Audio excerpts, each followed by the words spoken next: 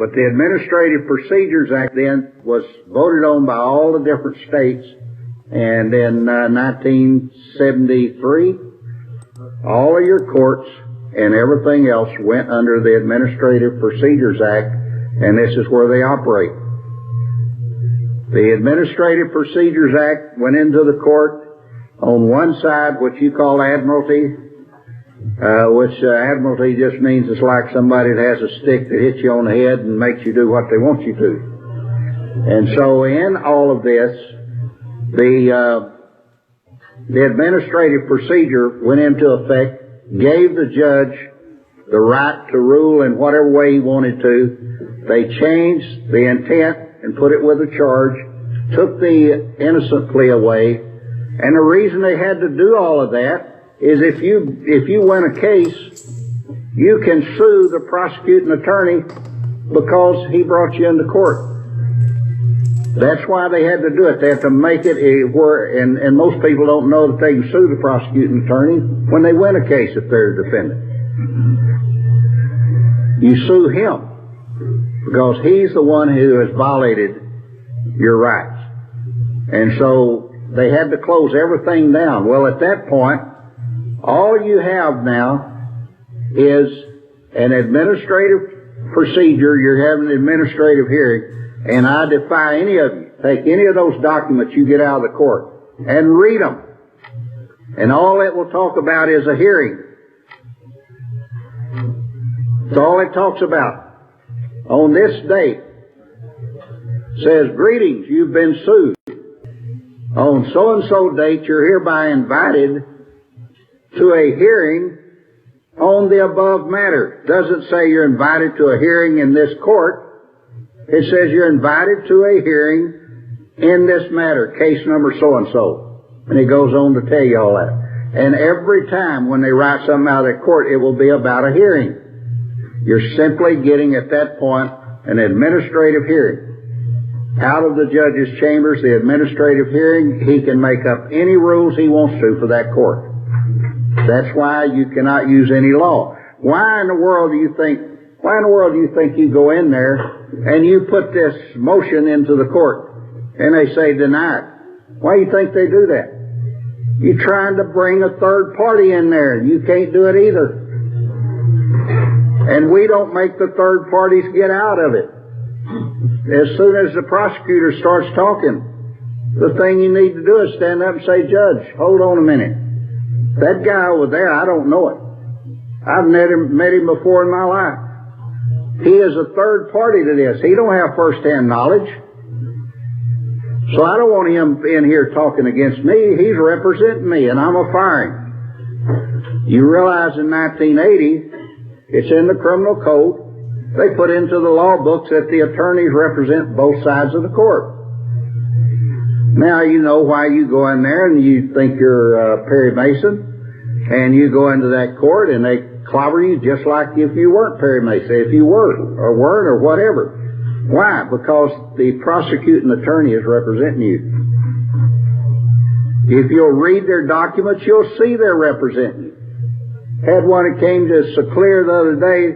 They wrote back to this man. They said, Dear Mr. So-and-so, you know, we have been hired to represent this company. And you're not to send any more of your papers to that company. You see what I'm talking about? They're telling you what to do. They're representing you. And so you will do this, and this. And what did the man do? He wrote across it, he said, accepted and returned to you for closure in this case. If you think you're representing me, you're fired. Never has heard from that law firm since. It cost them about $25,000 to hire that character. He got one letter. Now the company is bare again. What are they going to do with it? You see, you have to understand what they're doing, and they're simply taking you to the cleaners by what you say. Everything we say can and will be held against us. Now, there's another side to that declaring and saying. Anything you say, you never back down from it. You never tell them. Do they ever tell you that they're wrong? How many times have you seen some poor old boy get up there and he's been in prison for 16 years, and they've had for 10 years, they've had all kinds of evidence showing that he never should have been in that courtroom to begin with? How many times have you seen that? Have any of these district attorneys ever admitted we were wrong in doing that? No. They say, oh no, we know he was guilty. We tried him and the jury found him that way, and they'll stick with that story. Why would you back down on something that you state, something that you say, something that you write? Do you know that when you do, you've admitted you've written a false document? I've seen this over the years, and it's so funny. Guys will put a lien against a judge or file charges on him or do something. Boy, and the first thing you know, they get these threatening things. They get called into this other judge's office. You don't take those things away from him. You don't release those liens you've got on him. We're going to file charges on you, and we're going to give you this much time in jail. And the guys go out and take them off, and the charge against them is filing a false document against somebody. Why, the instant you come back and say, you see, in this world, in common law, your word is your bond. Whatever you speak, it must be true, or it is a lie. It cannot be both. And so what happens is, once you write something and you speak it, and you write these bonds, don't you ever let anyone tell you that the bonds are no good. Who can tell you that? Well, I've got a book over here. It says right here that bonds have to be written this way. And if you believe that, you'll say, oh, I guess I made a mistake. I want to take that bond back. Now you've written a false document, you see. Because what is this book over here? Third party. Did anybody live 6,000 years ago?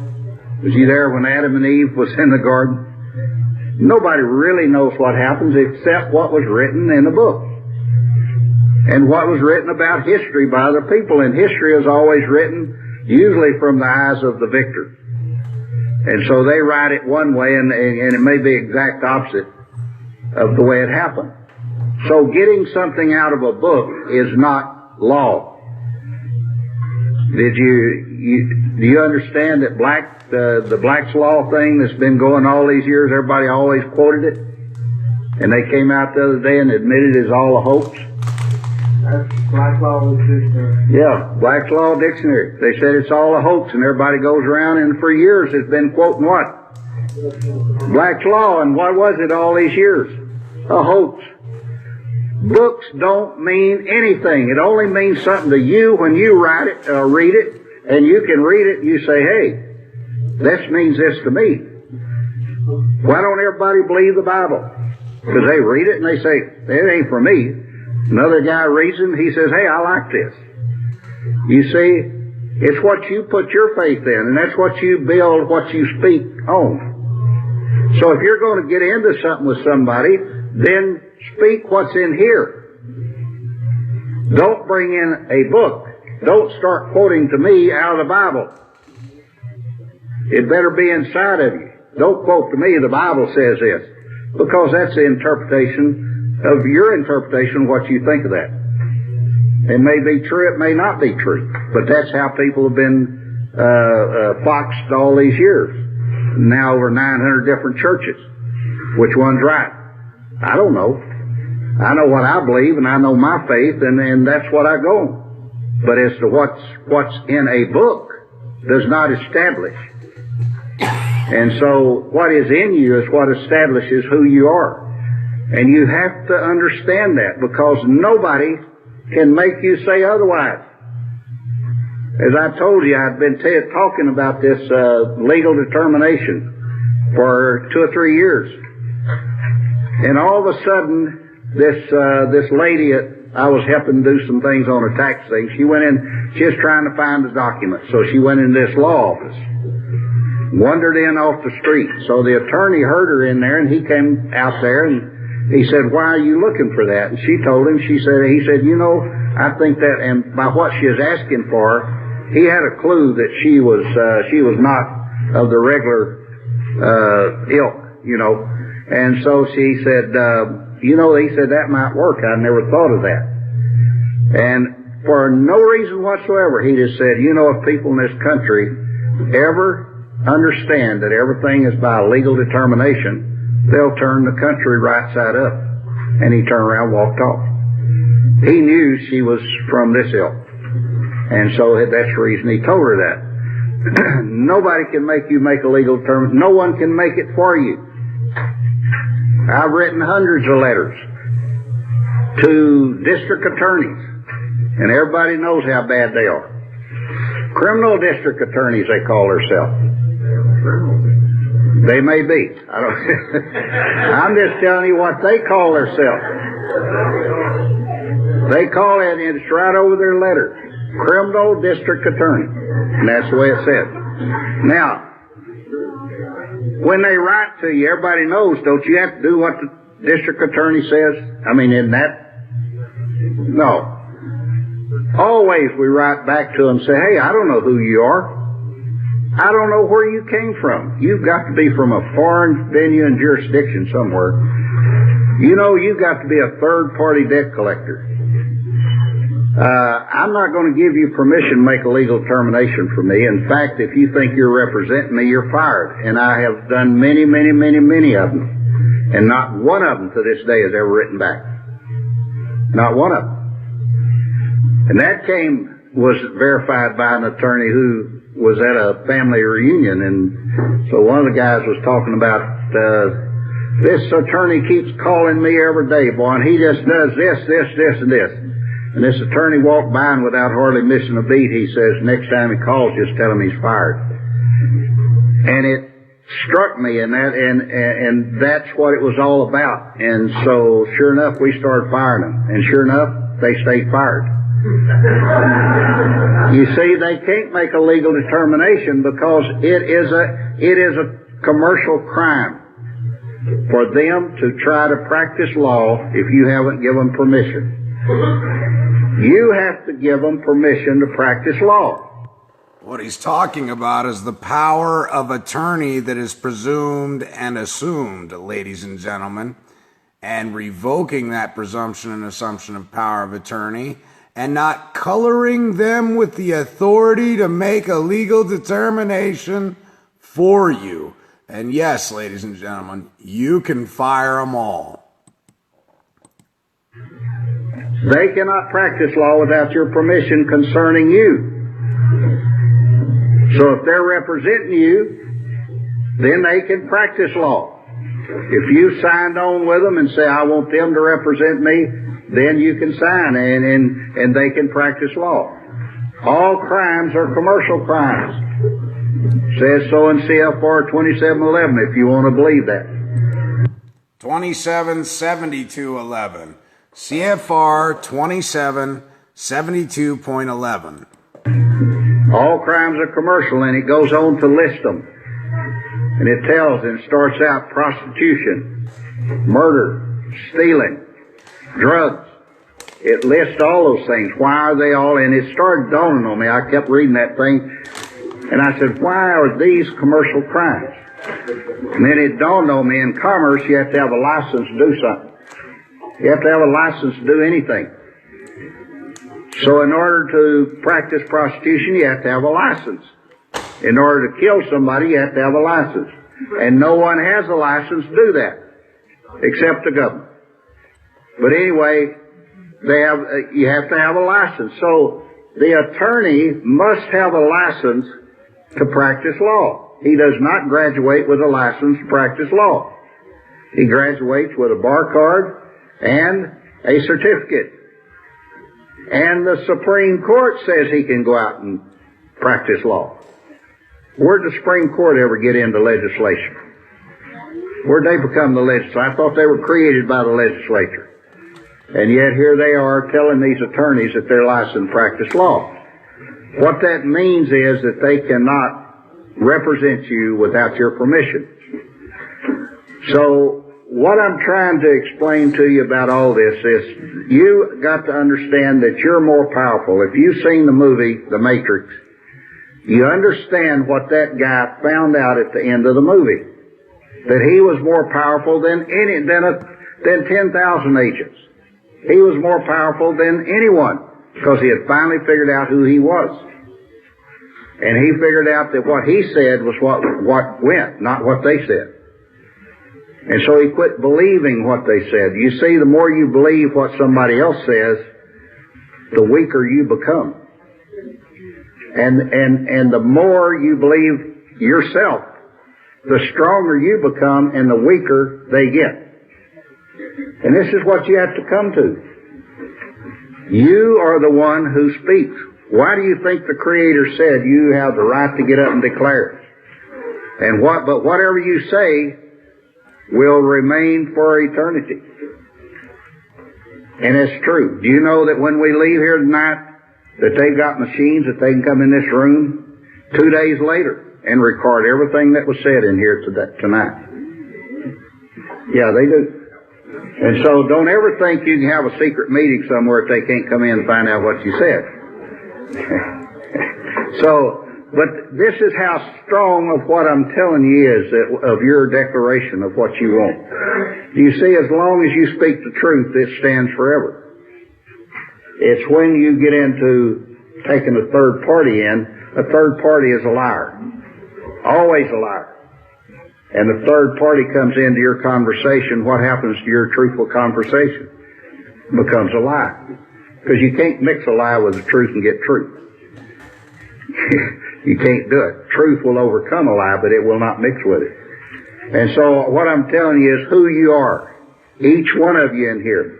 If everybody in here understood all of this and practiced it every day, I guarantee you'd turn Dallas, you'd turn the whole state of Texas upside down. Because this is where it is. It's within each one of us. And I'm not telling you I'm not, trying to be a coach and rah you into anything. Your life is never going to be satisfied until you understand this. Till you come to understand your freedom. That everybody is free. Conflict of laws, or the conflict of variance of the law. There being so many sources of law, it is often the case. Let me move this over here so you guys can hear me. Let's see if I can still read it.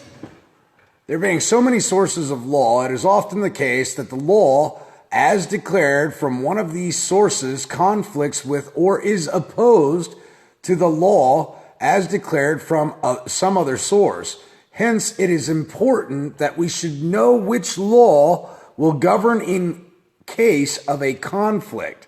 The Constitution of the United States is the highest in authority and extends over all the states, and the states are allowed to make only such local laws as do not conflict with the Constitution of the United States.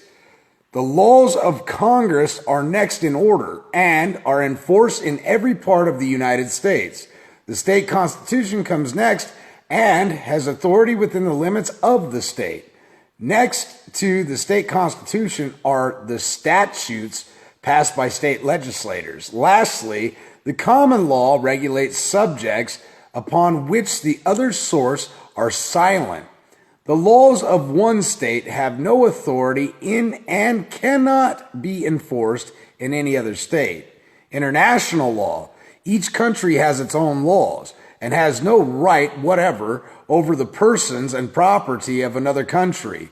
But for mutual protection, the leading nation of the globe have, by common consent and by agreement and treaties being extraordinarily important, formed what is known as international law, or the law of nations, which all nations are in honor bound and in honor only to respect. Ergo, it would be a breach of international law for a neutral nation to aid with ships or munitions of war one of two nations which are at war with each other, or to protect and refuse to deliver or punish pirates, there is no means of enforcing obedience to international law except by war.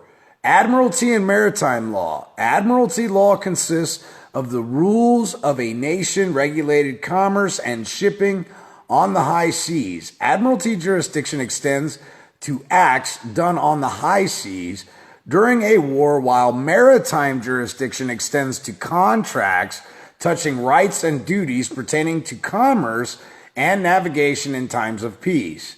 Under these laws, the terms high seas includes the Great Lakes and navigable rivers, even within the limits of a single state. The United States courts alone have jurisdiction over cases between Americans arising under these laws.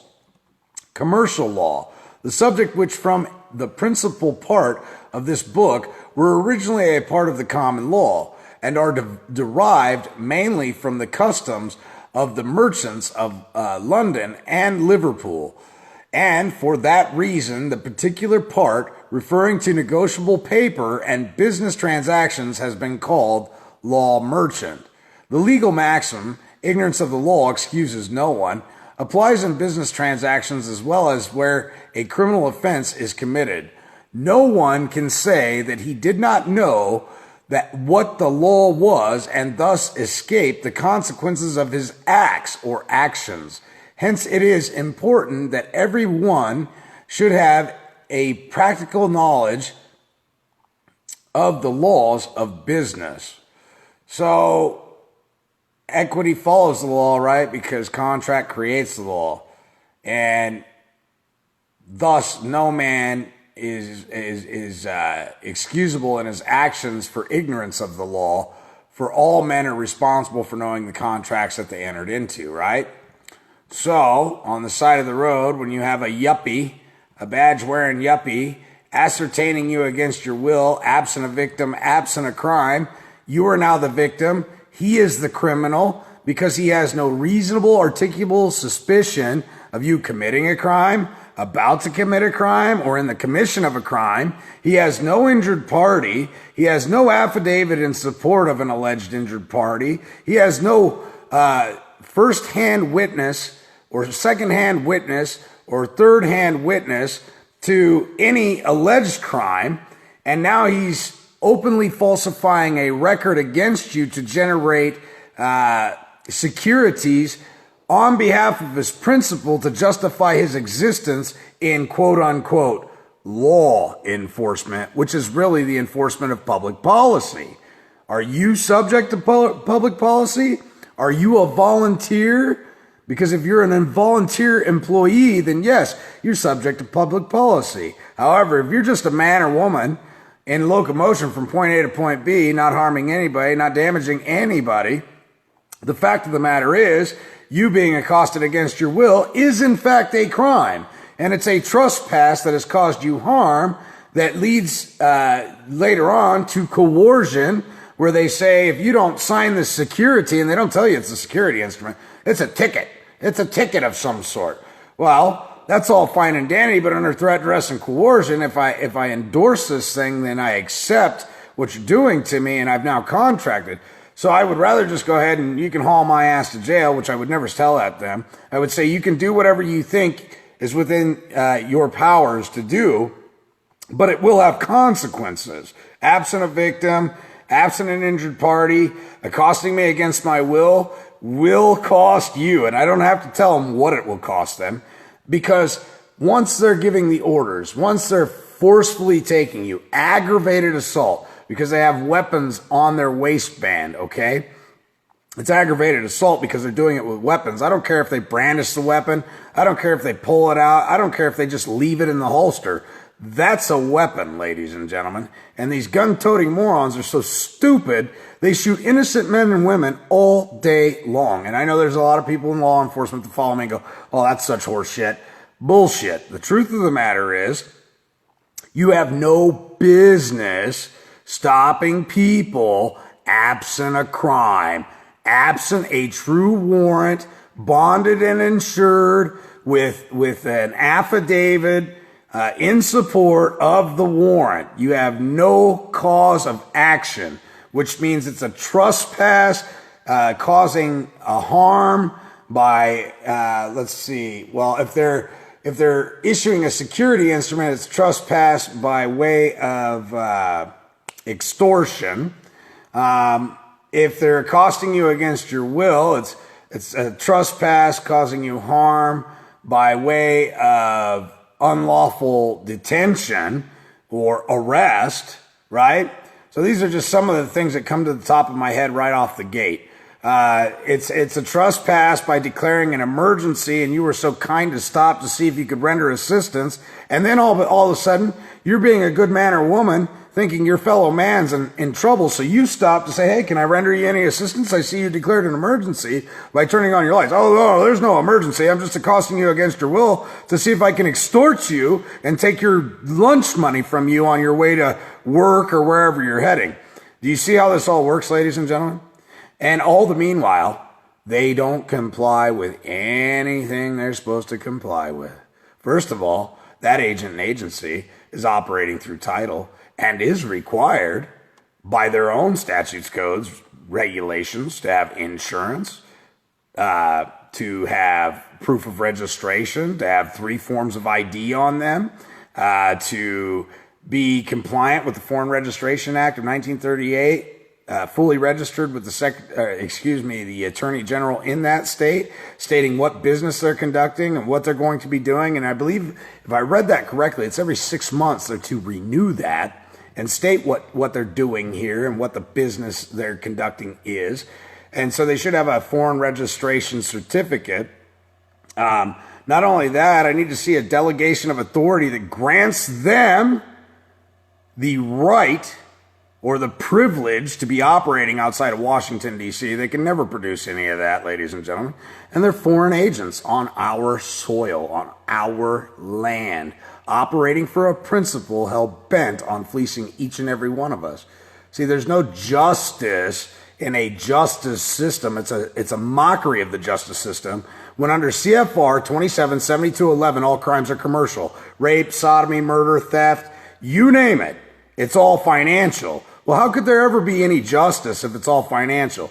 When's the last time you saw the victims of any crime get paid out off of these securities that are generated by the criminal organization known as the judiciary? When's the last time they monetized any of the performance bonds, bid bonds, payment bonds, warehouse bonds, and turned around and compensated the victims for the atrocity they went through because of some ignorant asshole that decided to ruin their day and ruin their life through a criminal act? You see, if the judiciary was really administering justice and they were gaining monetarily, wouldn't it be seen fit that the people are compensated with the bid bond, performance bond, that are the victims? Oh, no. Ladies and gentlemen, they whisk that away to their private coffers, because that's their duty, allegedly. Or that's what they feel like doing, is unjustly enriching themselves based upon the pain and the suffering of everybody else that's gone through hell. And they say, oh, you know what? We'll just pull the criminal in here. We'll fleece him. We'll extort him. We'll put him in a private, monetized prison. We'll reap the rewards from that. And we'll give our condolences to the family. Yes, I think that's appropriate, John. We should give our condolences. The court finds that this man's going to go to prison for his egregious actions against your family, and the court really is sorrowsome and filled with great sorrow. But the second that an agent and agency with a badge shoots an unarmed man, well, he's got qualified immunity. I mean, after all, he's licensed to murder. So these are just thoughts from my head. Hope they help you out a little bit. Remember, when somebody trespasses against you, not trespassing, trespass against you, make your claim. Hold your court. I care not about their statutes, codes, city ordinances, and provisions. If you try and hold me to that crap, I will turn around and bring a claim against you so handsome and so sweet and so large that I will ensure that your badge hangs on my damn wall at the end of 90 days. That's what I want to start collecting. Badges of bad actors. Removing them from the system. Get rid of them. Don't make it so they can move to another county and get a job doing the same stupid, arrogant shit they were doing before. You know, there's an act called the Brady Act, but nobody ever utilizes it. And it's where the reports go against the egregious actors who are operating through title, as a man operating through title, doing harm to other men and women, and completely getting away with it scot-free. And that stuff's got to stop, ladies and gentlemen. We have to put our foot down. It can be done peacefully, sensibly, with dignity and honor, and we can help our fellow man in doing so. We're asleep at the wheel. We are the ones to blame for all the crap that is going on today because we have allowed it through our silence, through our acquiescence, through our tacit agreements, and through our ignorance, okay? Bring your claims forward. Don't be scared. Remember, everything we do is in good faith, with good conscience, and for good reason. And it's for the betterment of our fellow man, is why we should be doing what we're doing, the betterment of our fellow man and future generations. So thank you for joining me this morning.